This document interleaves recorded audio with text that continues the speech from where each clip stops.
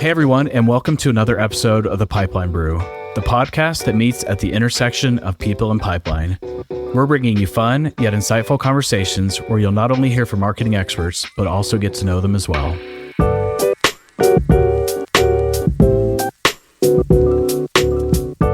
Hey everyone, today I am super excited to be joined by A. Lee Judge, co-founder of Content Monsta, a digital content creation company that partners with marketing teams to create inbound marketing content.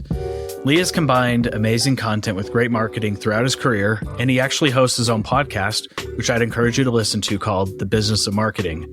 Welcome to the show, Lee. How are you today? Doing great, Matt. Thanks for having me. I'm happy to be here.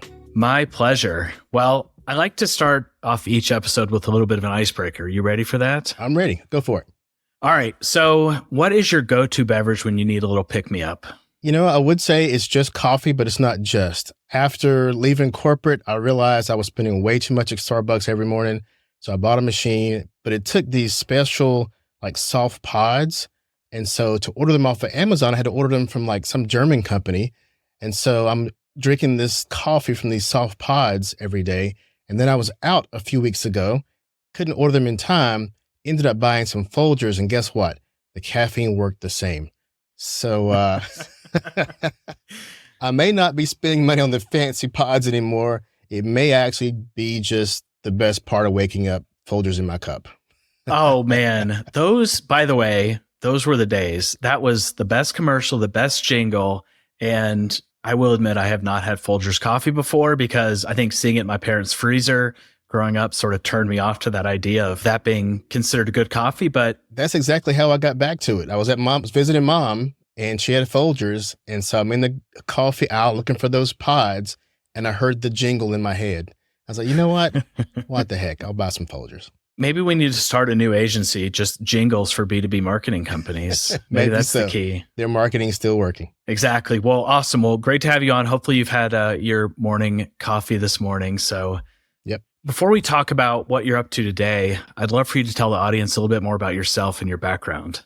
I know you've sort of always had this dual interest of creating firsthand content, but also aligning sales and marketing together. Yeah, it's been a strange journey, and some of the best marketers I know always had these not so direct plan to be a marketer type journeys.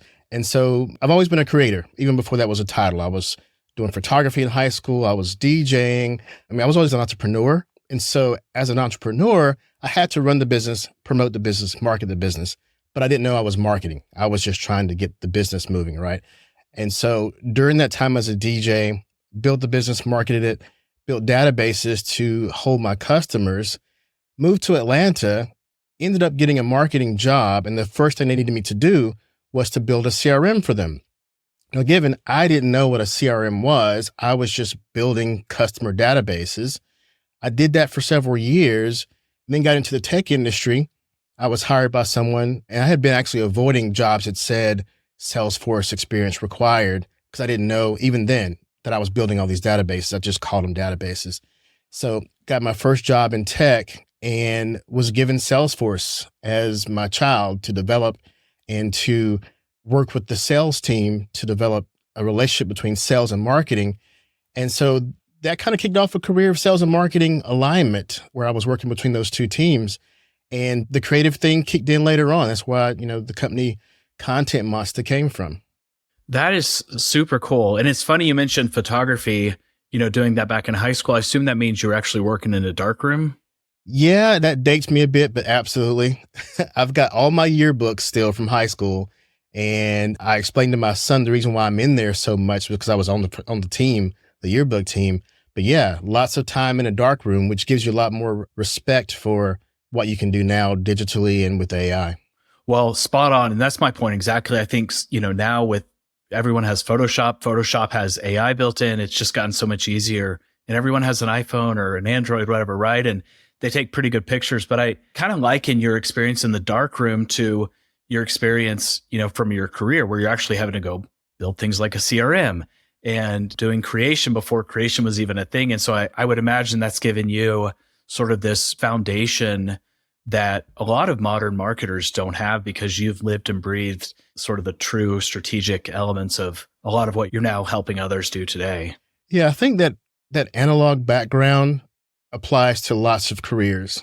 So I've done lots of audio and video production and all those things. If you buy a brand new piece of software right now, it's going to have terms in it that refer to the analog days. Like if you buy some audio software, you'll see pan and pot and volume and all these things that had to do with knobs that we had when it was analog. If you understand the basics more, then it helps you work faster in the new. Another example that's way more modern is Midjourney. I use Midjourney for images, for example.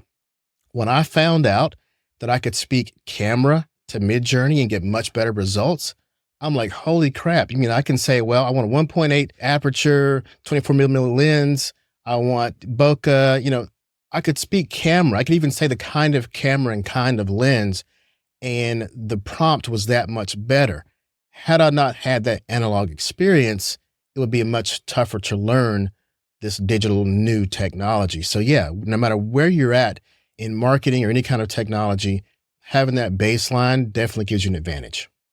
Right on. Well, I know we're, recording this podcast audio only, so our audience can't see your sweet setup here at your home studio, but, outside of your own podcast, do you still dabble in some of that, your analog day experience, whether that's photography or other types of creation? Well, this studio was set up because I was still producing music at the time. So this is my home studio. It's acoustically treated and it sounds great, but it was designed for audio. And recently my son, I have a 14-year-old who just got into music production. So we've loaded audio software back into my studio again just to play with it. But, professionally, not so much, but for fun, yeah. And I still enjoy, in fact, I've not really edited much video, even for our clients, in about a year and a half, 2 years. And my staff always says, Lee, don't do this. You don't need to be doing this. This isn't your job. Go do CEO stuff. But I enjoy it. I enjoy playing with audio and playing with video and editing. That's why it's always been a joy to create a business around the creativity, but also understand the business side in terms of marketing and sales. So I'm in a really good place to do both things, to do things that are financially responsible, but also just fun and creative. Oh, that's awesome. I mean, I forget who said it, but there's that saying, if you love what you do, you'll never work a day in your life. And I feel like you have struck gold in that. Yeah, it can be a blessing and a curse. I mean, because there are some days when I start to do things that I enjoy more. Like if it's time to do a competitive analysis, that's not nearly as fun as making some new AI video. So I have to say, wait a minute, Lee, are you doing what you want to do or what you need to do? And that's the entrepreneur part. That makes sense. All right. Well, I want to talk about your agency. So Content Monsta. And by the way, you mentioned you live in Atlanta. Content Monsta. When I hear you say that, I work with a lot of people from Boston. That sounds like something somebody from Boston would say. So, I want to hear about, what led you to found Content Monsta, but also how the heck did you end up with that as a name? Well, first the name. And it's funny you mentioned Boston because I was giving a talk in Boston at a conference soon after the launch of Content Monsta.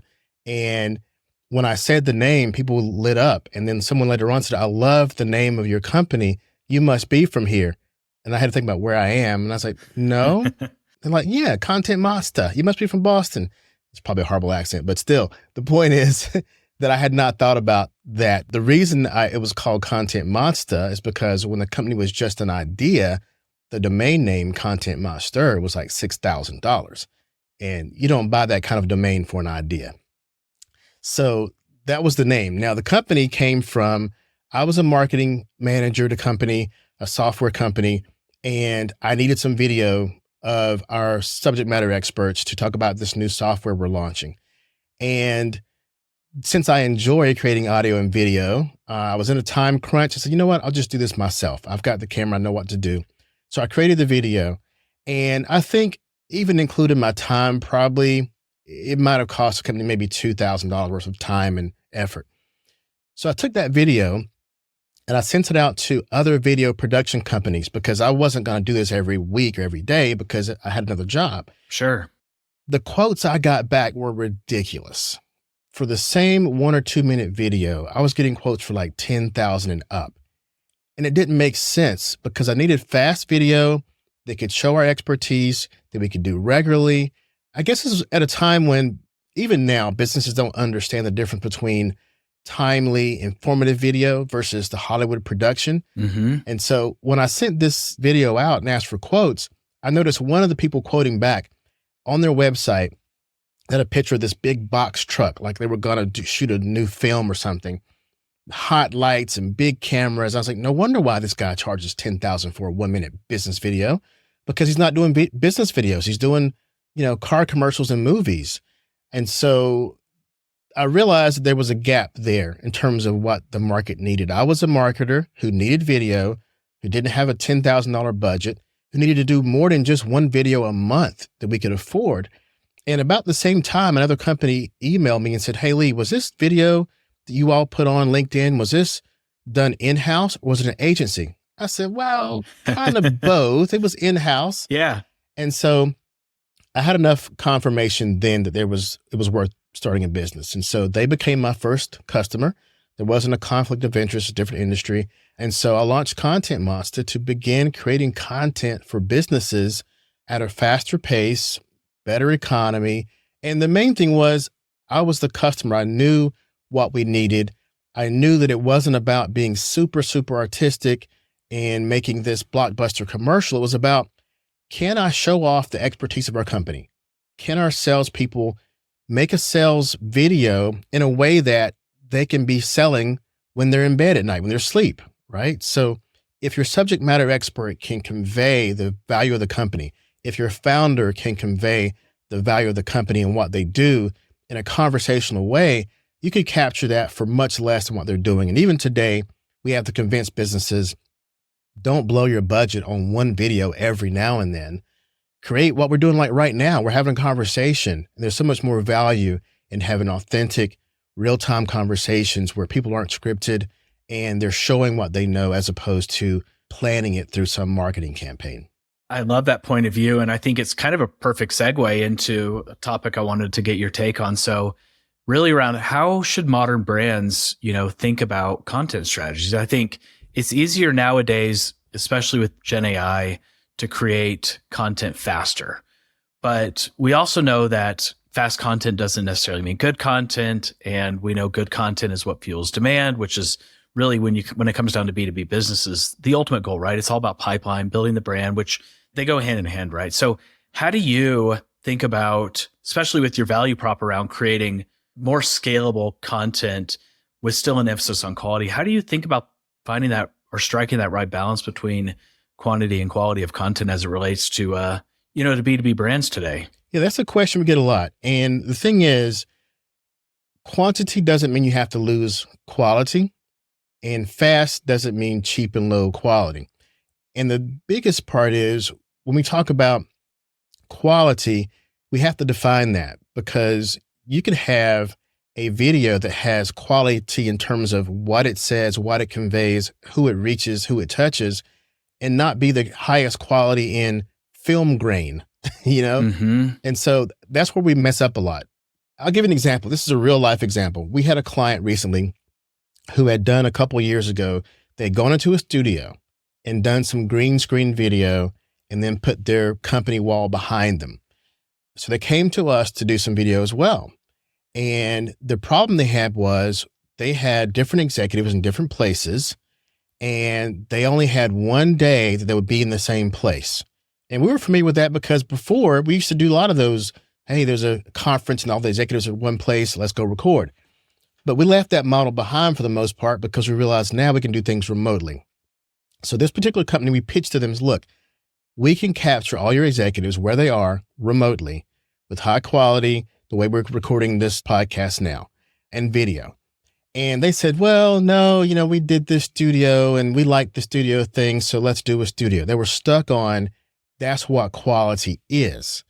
So we said, you know what? Okay, we've got studios near you. We'll pull you a quote together that includes the studio. Of course, the quote went through the roof because you have to pay for a day or a day part at a studio. And if you don't show up, you're going to pay because you canceled. So there's all those complications, right? So the price went up and they didn't hire us. But then their client needed 5 videos of executives around the country. So they hired us to do videos for their client. And we executed on creating those 5 videos for their client. Their client was thrilled. And then they came back to us and said, okay, we get it now. We understand you don't have to have this studio. But the problem was they were just stuck. They were stuck on old school thoughts of what quality was. Now, no, we didn't have a red camera on site. We didn't have a truck full of lights, but for business, that was not what was needed.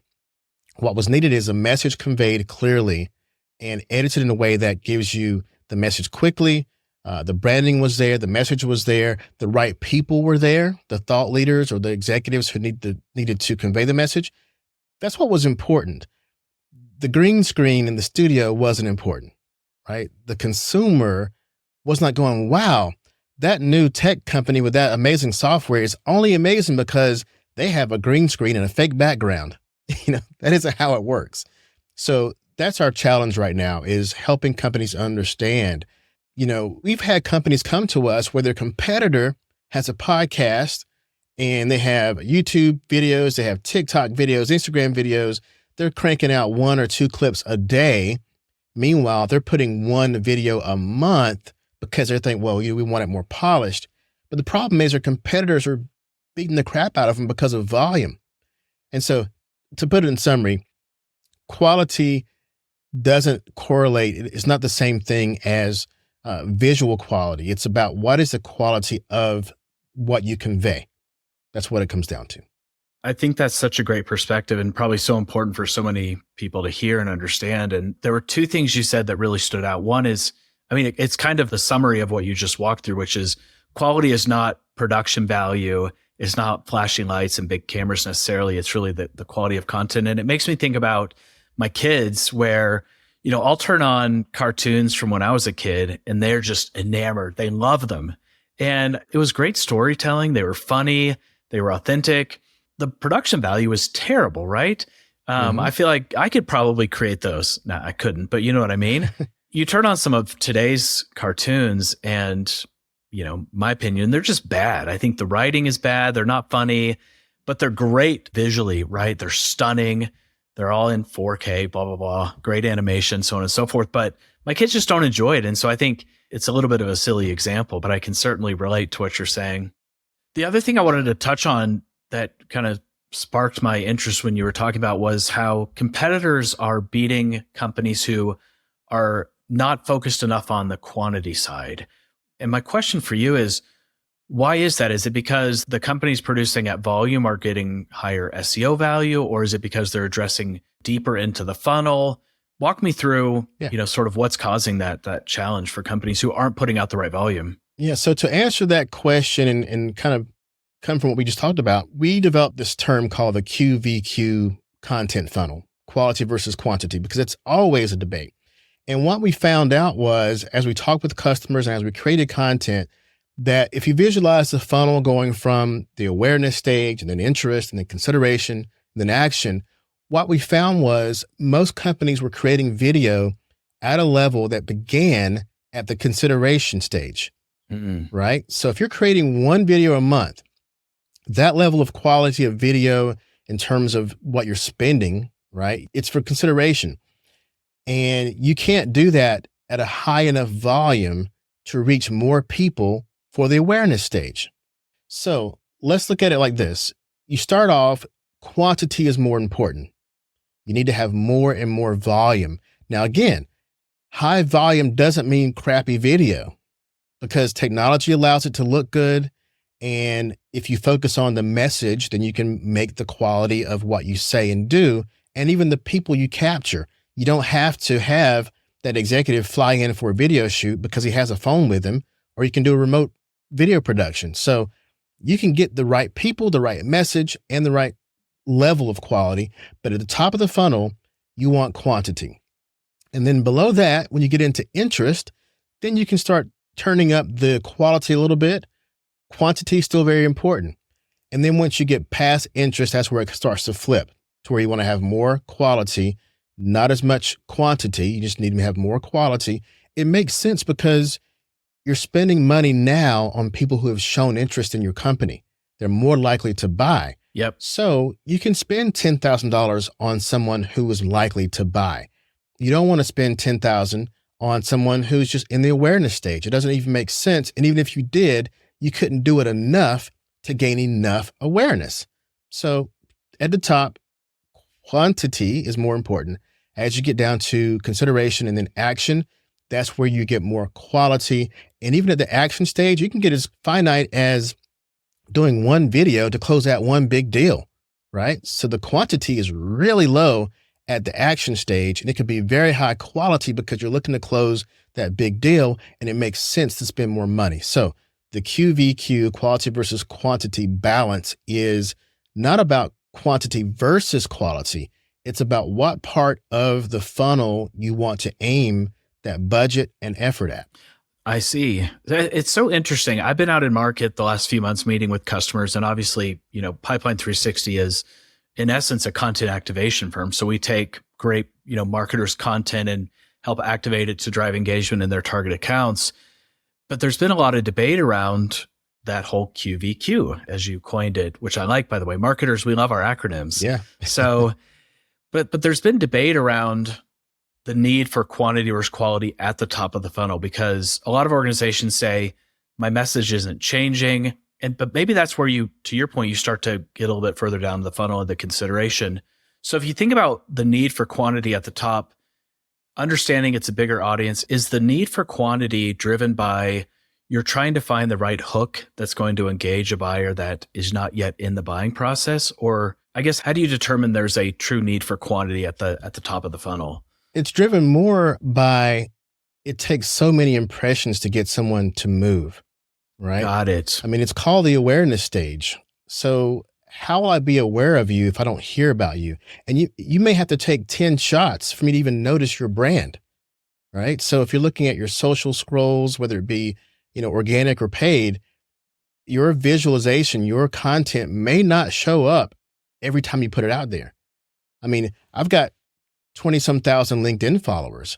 If I post something, maybe 1,000 see it. Yep. But that's 19,000 that didn't see it. Yeah. Right? Yeah. So maybe I post it 2-3 times to get maybe even then up to 5,000 people, but still not 20. So companies tend to waste their content. And if you only got one video, yeah, you're going to get real tired and you're going to think that you've posted it too many times. Like, oh, well, it's just one video. I mean, I've been there. I've been that marketer, spent the big budget, get the one video, put it on YouTube, put it on the website. By next week, I'm tired of seeing it and it no longer gets pushed, right? Yep.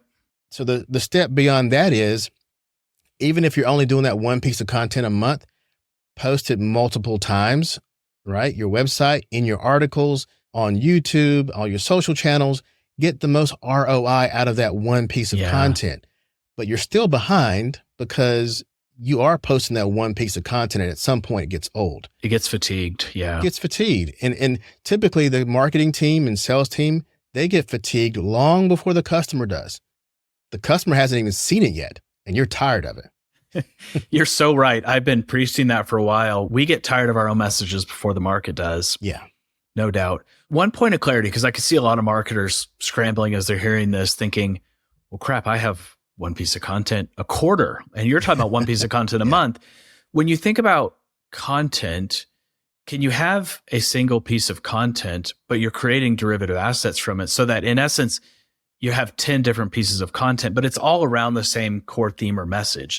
In your mind, is that helping solve that quantity piece? Yes. Perfect. That is the first step, because if you know at this moment you're only creating a minimal amount of content, the key is creating the kinds of content that is designed to be repurposed into smaller pieces. So when you have an interview or a podcast, the marketing team should say, look, we want to get these 5 sound bites out of this interview. Be sure to mention these things and mention them briefly so we can make a biteable piece out of it, right? So yeah, the first step is, if you're only going to create those 1 or 2 blockbuster pieces a month or quarter, make sure you repurpose those. That's the first step. At least you have more than one piece of content. The next step is to purposely create short content from that. This is fresh. The reason why I kept saying a month, because it was so fresh in my mind. We consulted a company last week, and when we looked at their content, which was that one video a month, they were so proud of that one video per month. And two things. One, they spent a lot of money getting people in-house to do these fake interviews. It looked fake. It didn't look real at all because it was scripted. It wasn't that great of content. And then they say, well, we want to be like them. I said, look, we look at their competitor, their competitor had a podcast that was just blasting out all kinds of content. I mean, they would have had 5 YouTube shorts this week off of their podcast. Then the podcast itself, the full version, the shorter versions, all the clips from it. I think they had more than one podcast, and they had interviews with experts within the company. The founder said some things here and there. So point being, they were at a level of awareness where if you Google that particular industry, if you Google that solution, not only did you find the other company, you found their videos. And so there was almost no way for this company we were consulting to rank the way the other one was because the sheer mass amount of content they were feeding Google. And now you're feeding generative search as well.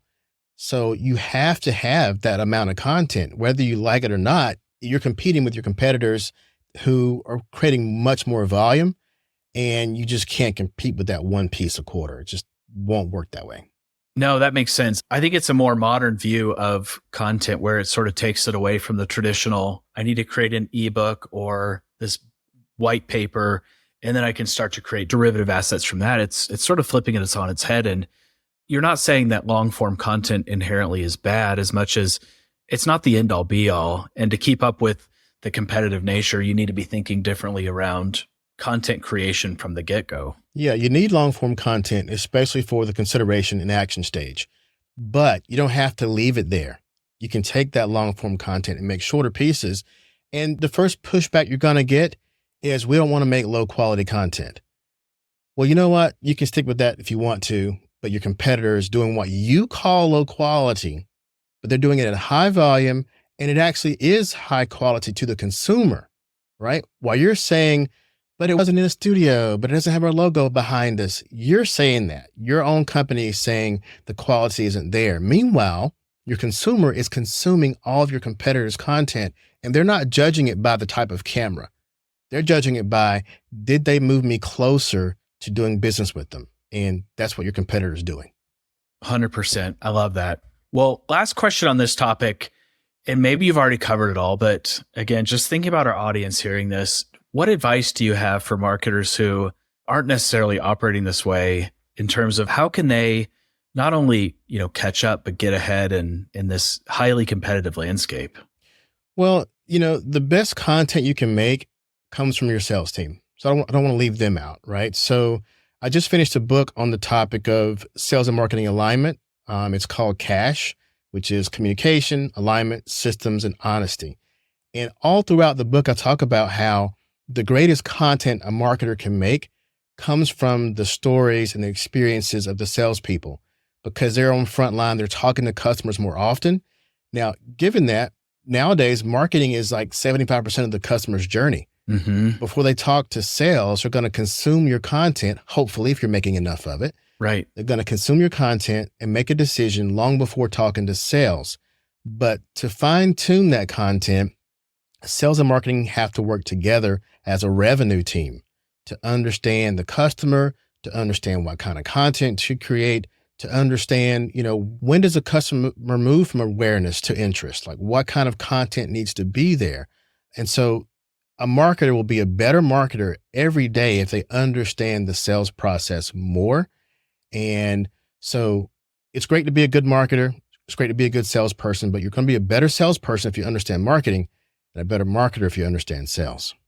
Right on. Well, by the way, congrats on the book. That's a huge accomplishment. So I'm excited to see that come out. And I think it's scheduled to come out later this year, if I'm not mistaken. So yeah, it's with the publisher now. I've done my work for the most part. The next part is part that I enjoy. I get the chance to market the book. I enjoy marketing.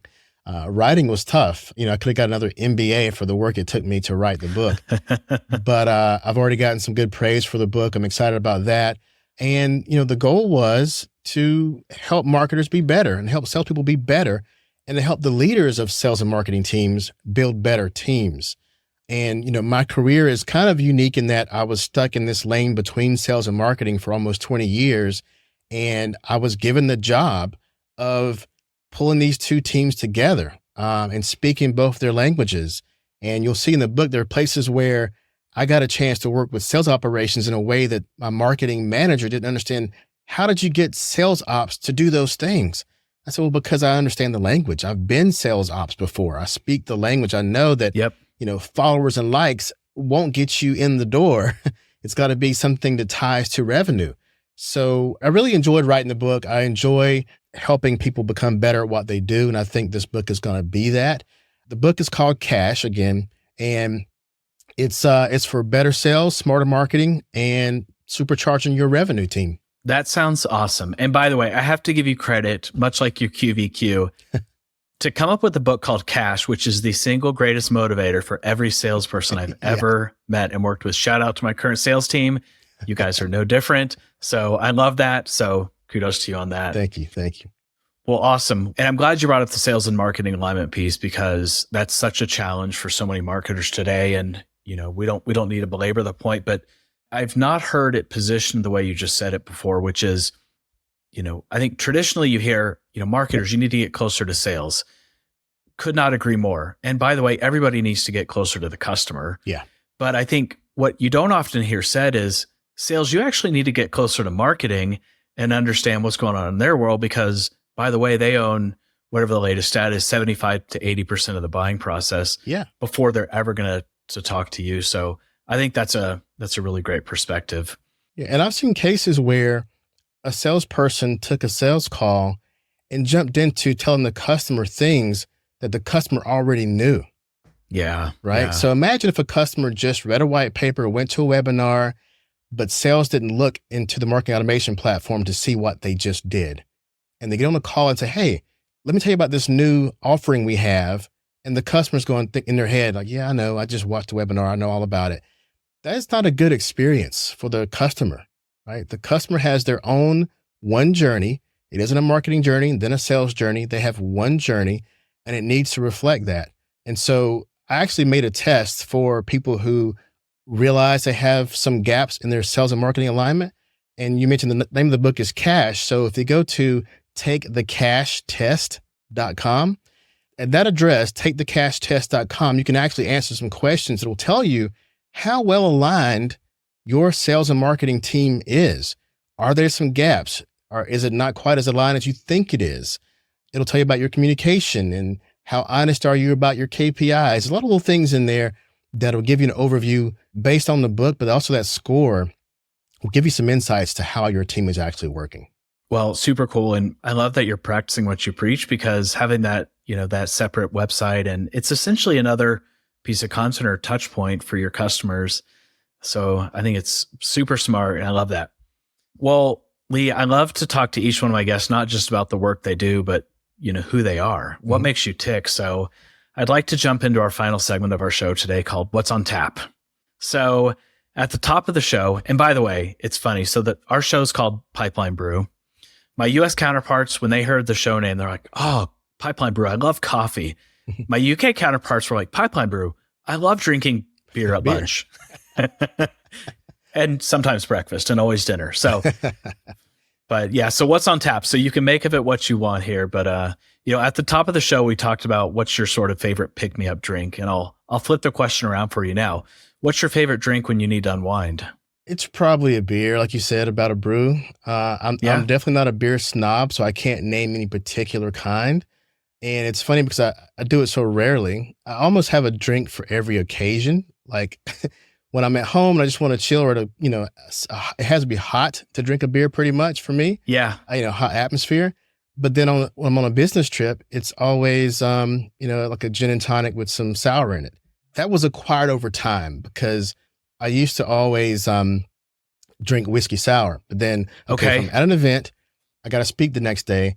Brown liquor, whiskey sour doesn't do great for the head the next day. Yeah. And then I was out with some executives, and I'll admit some younger executives. There's probably about 10 of us rolling in a crew at a conference, and they were ordering up just like rounds and rounds of gin and tonic.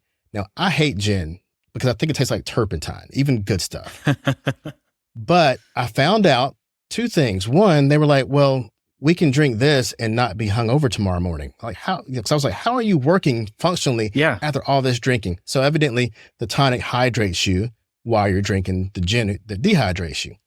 And there's also a chemical reaction that happens between the tonic and the gin that changes the taste a little bit to where I can tolerate it. Interesting. So I began my business. If you meet me on a business trip, I'll be drinking a gin and tonic because I can actually function the next day and it doesn't hinder me. I'm still hydrated.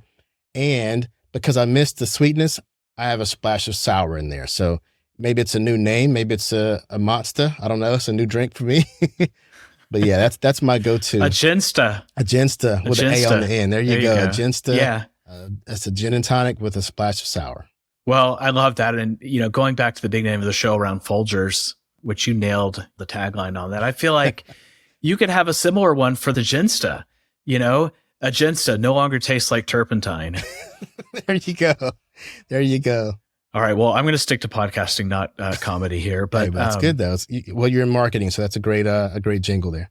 Right on. Well, I know you're a fellow parent, which is awesome. So I've got tons of stories, good and bad, that I could share, but I'd love to hear from you. Do you have any great stories, good or bad? Any advice that you'd want to share with us today? Yeah. Particularly because, you mentioned your son, I think you said he's 14, and you've sort of reset up your home studio to bring back music editing, which is super cool. So you probably have a bit of a marketing arts type family. What are some great stories you could share? Yeah, well, both. Funny on the music side, my son was taking a digital music course in like 8th grade, and I kept trying to tell him, like, dude, your dad was a producer. You have access to things your students, your fellow students don't have.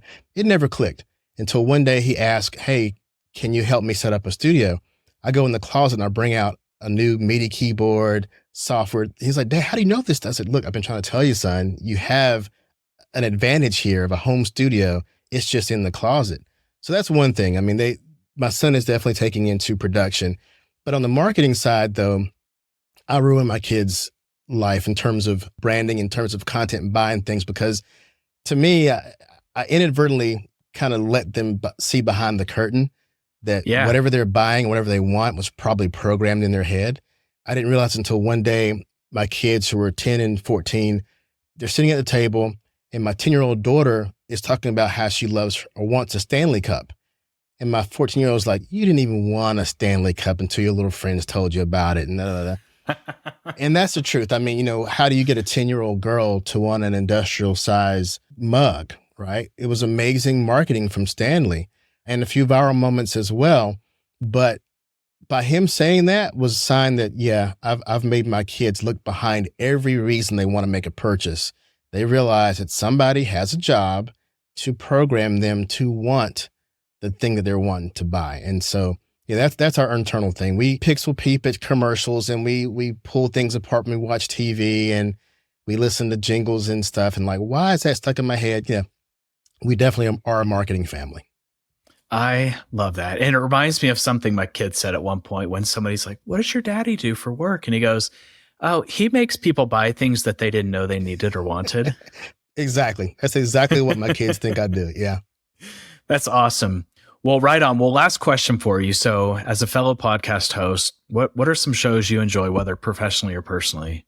Wow. So I definitely check out This Old Marketing by my friends Joe Pulizzi and Robert Rose, partly because I know them and their personalities, but also because it's great marketing update news of what's happened recently. Also, Paul Reutzer's AI podcast I listen to too as well. I tend to listen to podcasts that can keep me up to date on what's going on. Yeah. Well, good stuff. Awesome. Well, Lee, this has been an amazing conversation. I really appreciate you taking the time to talk with me today. And I have no doubt that our audience loved all the insights you brought. So thank you again for joining today's show. Thanks, Matt. It's been fun. Well, thanks again to Lee for joining us on today's episode of Pipeline Brew. I hope you all enjoy the conversation as much as I did. Please leave me a comment with your thoughts and make sure you subscribe to the show so you'll never miss an episode. Once again, I'm Matt Hummel, and I'll see you next time.